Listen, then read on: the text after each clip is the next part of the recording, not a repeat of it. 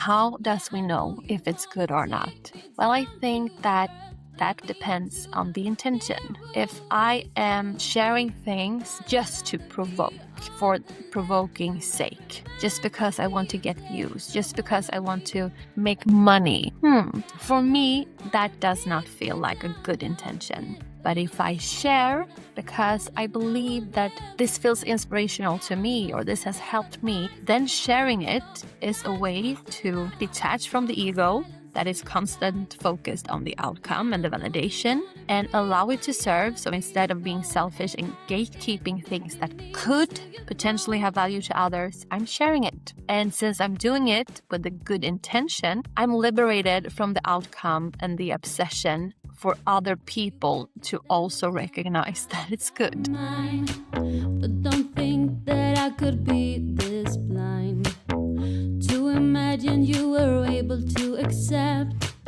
someone who had some depth. What is a thought leader? Thought leader is something that I have heard a lot lately. So I went over to Google to see what is it actually. Okay. A thought leader is an authority on a very specific area of knowledge. And then I headed over to Wikipedia, and it says, from the perspective of a thought leader as a go-to expert, being a thought leader means to consistently answer the biggest questions on the minds of the target audience on a particular topic. And I like this. It also means to address some of the biggest questions that should be considered, but are not yet on the radar of the target audience. And then we have some criticism of the phrase and concept. The phrase thought leader is identified by some writers as an annoying example of business jargon. I cannot even pronounce that. And I just thought that I should give my perspectives on the word. Because here's the thing with words. They don't actually, according to me, carry any real meaning. And what do I mean by that? Well, word without energy in them, or rather the energy in the words that we use, is what determines, if you will, what is meant. For example, I say this to my kids a lot because they are not allowed to swear in school. And maybe that is not that simple to them because they have a mother that swears. But I don't swear in a way to say mean things. It's more like, I'm so beep, I'm so F happy. I love this so F much. And I'm not saying like I'm always doing that. And I'm trying to not do it around my kids since I want to help them to not have that vocabulary since it's not allowed in school. But I think that human has a way, and it's the ego within us all, the ego mind identity, that loves to identify and separate things. And we love to come up with new rules. And this is not only when it comes to the society. We are so driven by rules rather than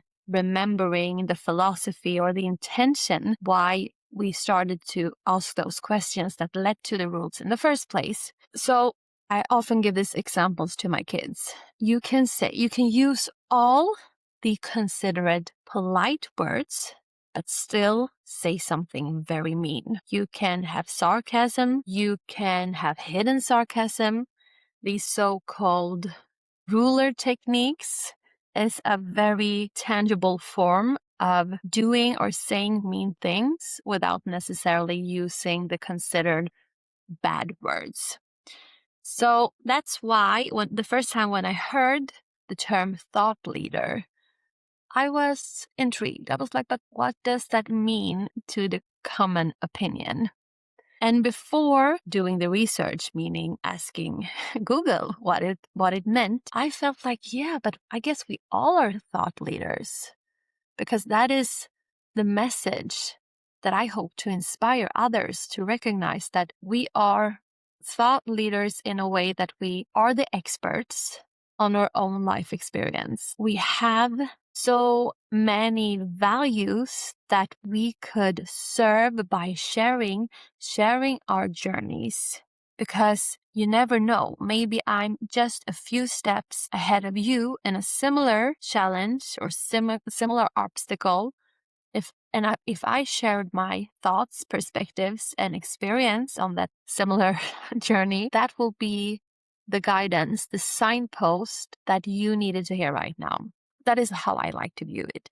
That's why I love the idea of everyone sharing online, creating and sharing online, but with the intention to do good. And how does we know if it's good or not? Well, I think that once again depends on the intention. If I am sharing things just to provoke, for provoking sake, just because I want to get views, just because I want to make money, for me, that does not feel like a good intention. But if I share because I believe that this feels inspirational to me or this has helped me, then sharing it is a way to detach from the ego that is constant focused on the outcome and the validation, and allow it to serve. So instead of being selfish and gatekeeping things that could potentially have value to others, I'm sharing it. And since I'm doing it with a good intention,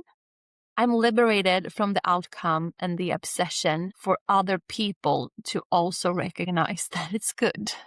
So I thought that, okay, we are all thought leaders in a way, not because we have authority. That is another word that once again, depending on how we use it, but I think collectively it's used in a way where the ego is at play. It likes to identify. I love this disclaimer that I see everywhere.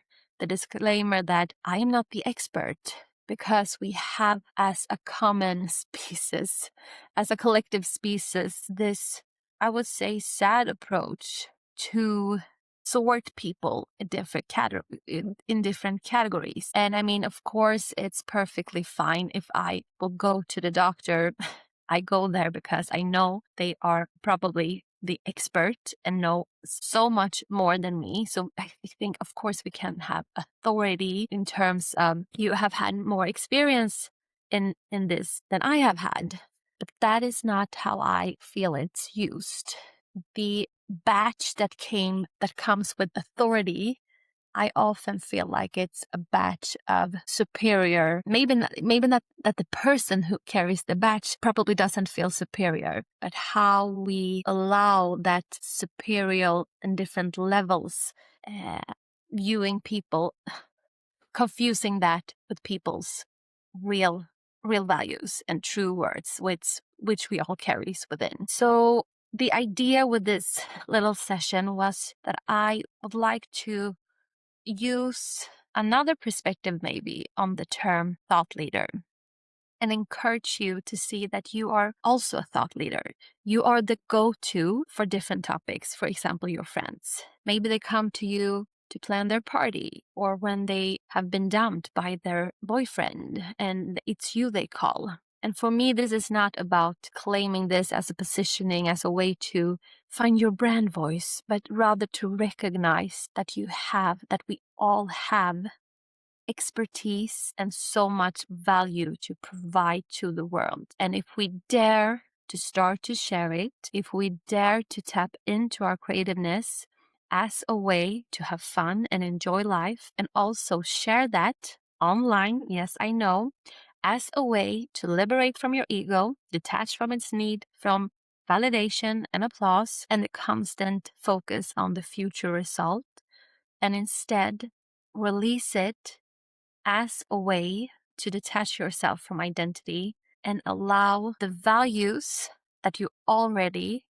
carry within you that are undefinable. That is when the energy flow from your spirit is being present and you express that. And when you combine that energy flow with the experience that you have had with the intention to do good, and I think that the intention to do good can sometimes be, but I think other people would say will be selfish. But for me, that is the opposite of being selfish. If you're doing it just for you, if it feels good for you internally, not feels good in a way like, yeah, everybody liked this, I get many likes. That is a very brief, gratification that the ego loves. That if you share it from the intention that it feels good in you in some way, if you feel joy, peace, some kind of meaning in this, well, you are providing value to the world as the thought leader that I know you are. So start, if you haven't already, keep creating, and share it with the world. And you know the intention is good if you enjoyed any pieces of the part of creating it, because it meant that your spirit was present enough for you to feel good. Thanks for tuning in to this frequency. Hope to see you here soon again. Yeah, I know you wanna take me down to earth, lay me